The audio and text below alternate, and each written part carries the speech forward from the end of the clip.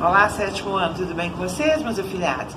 Hoje a nossa videoaula é com a correção das atividades sobre acentuação, acento diferencial, o verbo de ligação e o predicativo do sujeito. E também a nossa avaliação conceitual. Nós vamos às páginas 117, 118, 129 e depois 132. Vamos fazer a correção sobre acentuação, o acento diferencial. Então vocês têm aí uma tirinha do Jean Galvão, onde a esposa fala para o marido: querido, você pode pôr o lixo lá fora, por favor? Aí ele começa a suar frio e fala com ela assim: tem que ser hoje? Aí ela empurra ele pela porta e fala: não diga que não pode, se ontem mesmo você pôde. E ele suando frio olhando para a lua cheia. Aí no terceiro quadrinho a gente começa a entender o porquê que ele não queria colocar o lixo lá fora, porque ele se transforma e acaba rasgando aí os sacos de lixo. Número 1. Na leitura de um texto, todos os elementos explícitos e implícitos contribuem para a construção do sentido. A propósito da tira, responda. Letra A. A cena ocorre durante o dia ou durante a noite? Durante a noite. Letra B. No último quadrinho, em que se transformou a personagem? Num lobisomem. Aí a gente começa a entender, né? Letra C. Que elementos explícitos da tira são decisivos para compreender a transformação da personagem? Então são dois elementos, o fato de ser noite e ser também uma noite de lua cheia. Segundo as lendas, né, ele se transforma sempre na lua cheia. Número 2. Você deve ter notado que na tira há dois pares de palavras com a mesma grafia e que uma delas é acentuada e a outra não. Por e por, sem acento e com acento. Pode e pôde, sem acento e com acento. Letra A. Qual é a classe gramatical das palavras por, sem acento, e por com acento? Então, o primeiro por, sem acento, ele é uma preposição. E o segundo por com acento, ele é um verbo. Letra B. A que tempo pertence a forma verbal pode e a forma verbal pôde? Então, o pode sem acento, ele é o presente do indicativo. E o pôde com acento, ele é o pretérito perfeito do indicativo. Certo?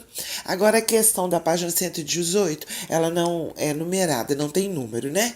Identifique nas frases a seguir as palavras que devem receber acento diferencial. Letra A. Ontem o dentista não pode me atender. Vou telefonar, quem sabe hoje ele pode. Então o primeiro a receber acento, né? O primeiro pode tem que receber um acento, porque ele está falando do tempo passado, não pôde. Então acento circunflexo nele para indicar pretérito. Na letra B, para pôr o carro na garagem mais fácil, você deve entrar de ré e passar por cima da grama. Então, o primeiro caso, o primeiro pôr com acento, pôr o carro na garagem, porque aí ele indica verbo. Na letra C, estou cansado de sua forma de me avaliar. Você quer que eu viva em formas todo engessado? Então, as duas palavras são corretas. A primeira, forma sem acento, e a outra, formas com acento. Então, essas duas estão corretas. Tá? Agora as questões da página 129. Temos lá um texto chamado Tigre na Sombra, da Lia Luft. Né? A narradora personagem, ela conta uma passagem da infância dela, sobre um gatinho que ela encontrou no quintal e que para ela parece ser um tigre. Número 1. No início do texto, a menina diz que encontrou um gato no fundo do quintal. Como o animal estava? Ele estava aninhado entre raízes. 2. A menina pegou o animal no colo. Letra A, como ele era? Ele era grande e pesado. Na letra B, como eram o pelo e as listas do animal? O pelo era dourado, as listas eram escuras, ainda pálidas. Letra C, as características do animal levam a menina a identificar a espécie dele. Qual frase do texto expressa essa descoberta da menina? É a frase, não era gato, era um filhote de tigre. Letra D. A menina teve medo do animal ao descobrir a verdadeira espécie dele? Não, ela não teve medo. Por quê? Porque o animal não parecia perigoso. Número 3. No final do texto, a narrativa faz um comentário quanto à veracidade do acontecimento. Né? Comenta se ele é verídico ou não, se ele é verdadeiro ou não. Qual é esse comentário? O de que tudo aquilo era impossível. Na letra B, ela afirma que só havia tigres, talvez, no fundo de um espelho. Então, levante hipóteses. O que era esse tigre? Então, a resposta aí é pessoal. Né? Você lê o texto, a sua imaginação, o que era esse tigre? Eu dei uma sugestão, que o tigre era imaginário. Agora, nós vamos para fazer a correção da página 132. Então nós começamos com um poema chamado Meus 8 Anos, de Casimiro de Abreu. Então um poema pequeno eu vou ler aqui. Como são belos os dias do despontar da existência, respira a alma inocência, como perfume à flor. Perfumes à flor. O mar é lago sereno, o céu um manto azulado, o mundo um sonho dourado, a vida um hino de amor. Letra A. Nos 3 últimos versos da estrofe há uma elipse do verbo de ligação. Vocês vão reescrever os versos empregando adequadamente no presente indicativo um destes verbos de ligação. Você vai escolher ou estar, permanecer ou parecer. Então dei uma sugestão usando aqui alguns deles. No primeiro, o céu está um manto azulado, o céu é um manto azulado, o céu permanece um manto azulado. Segundo caso, o mundo permanece um sonho dourado ou o mundo parece um sonho dourado. E o terceiro, a vida parece um hino de amor ou a vida permanece um hino de amor. Aí é a escolha de vocês. Letra B. No primeiro e no quinto versos há verbos de ligação. Reescreva esses versos, substituindo os verbos por um destes outros verbos de ligação. Então você vai substituir ou por continuar ou por virar. Uma sugestão, porque também é escolha de vocês. Como continuam belos os dias e o mar vira lago sereno. Agora a questão de número 2. Tem uma tirinha aí do Fernando Gonzalez para responder as questões 2 a 4. Então a vovó vai ao zoológico. E lá no zoológico ela fica observando uma girafa. Aí ela fala, tadinha, deve estar um frio danado aí em cima. Então quando ela chega em casa ela começa a tricotar. E ela faz um cachecol para a girafa enorme. Aí os netos chegam e não entendem nada, né? Um vira e fala, vovó ficou louca? E o outro, ela diz que é um cachecol. Então, no segundo quadrinho lá, um dos meninos diz, ela diz que é um cachecol. O sujeito da forma verbal está subentendido, ou seja, ele está implícito, ele não está na oração. Só que nós entendemos que pronome demonstrativo nós poderíamos colocar aí como sujeito. Poderíamos colocar o isso, né? Ela diz que é um cachecol. Isso é um cachecol, ok? Número 3. Observe as orações. Letra A. Identifique o sujeito e o predicado de cada uma. Na primeira oração, as orações são a vovó ficou louca e a outra isso é um cachecol. Então, na primeira oração, quem é o sujeito? A vovó. Qual é o predicado? Ficou louca. Na segunda oração, o sujeito é isso e o predicado é um cachecol. Na letra B, qual é o verbo de ligação de cada uma delas? Da primeira oração, o verbo de ligação é ficou e da segunda oração, o é. Letra C. Qual é a função sintática dos termos louca e um cachecol? Então, tanto louca como cachecol, os dois são predicativos do sujeito. Estão caracterizando o sujeito, certo? E no meio tem aí um verbo de ligação. Número 4. O humor da tira é construído a partir de uma informação que os netos não têm a respeito da intenção do avó. Qual é essa informação?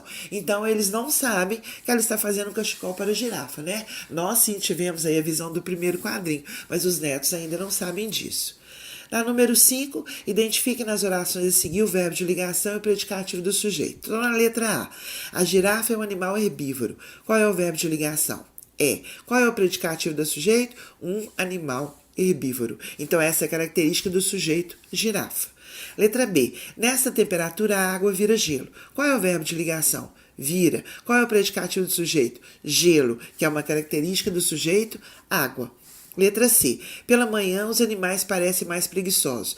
Meu verbo de ligação, parece. Predicativo do sujeito, preguiçosos. Uma característica do sujeito, animais.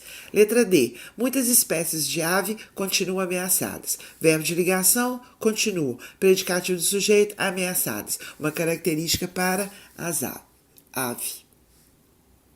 Agora nós vamos fazer a correção da nossa avaliação conceitual. A avaliação conceitual no número 1 diz assim: identifique e classifique o sujeito nas orações abaixo. Então, a letra A. Óculos, peruca e um bigode falso são os meus adereços de carnaval. Qual é o sujeito? Óculos, peruca e um bigode falso. Qual é o tipo do sujeito? Composto. Por quê? Porque ele tem aí mais de um núcleo. Óculos, peruca, bigode. Letra B. Temos de levantar cedo amanhã? O sujeito está aí entre parênteses, o nós, e ele é um sujeito desinicial. Ele não está na frase, mas eu sei quem é. Coloca aí o nós na frente do verbo. Nós temos de levantar cedo amanhã. Então, o verbo me localiza e eu consigo entender qual seria o sujeito. Letra C. De repente, a campainha tocou. Sujeito, a campainha. Sujeito simples, o núcleo, campainha. Letra D.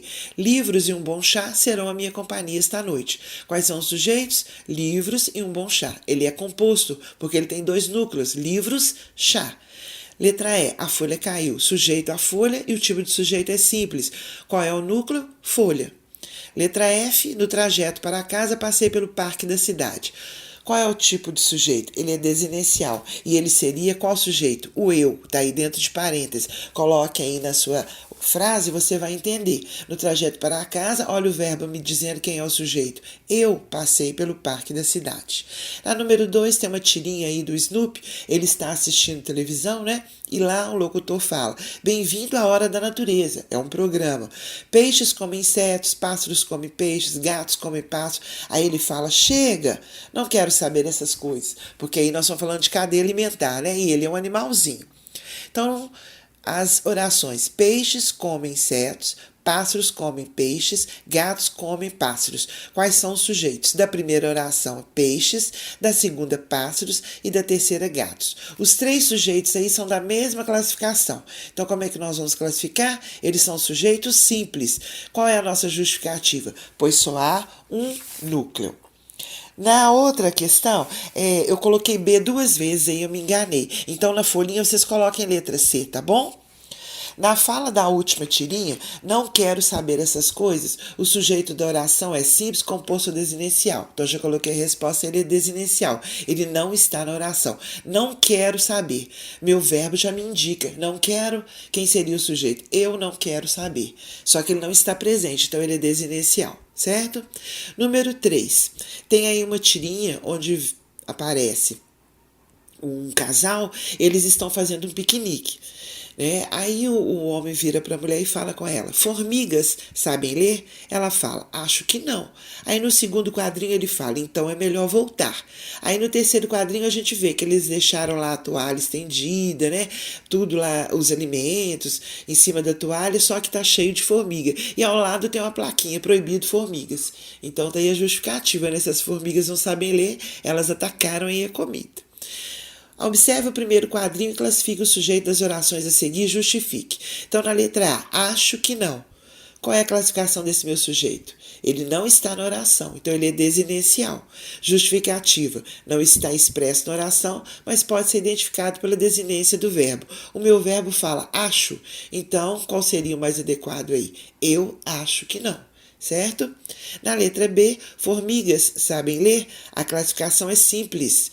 Justificativa porque só há um núcleo. Então, o meu sujeito é formigas e o meu núcleo também é formigas, ok? Então, nós ficamos por aqui. Um abraço para vocês.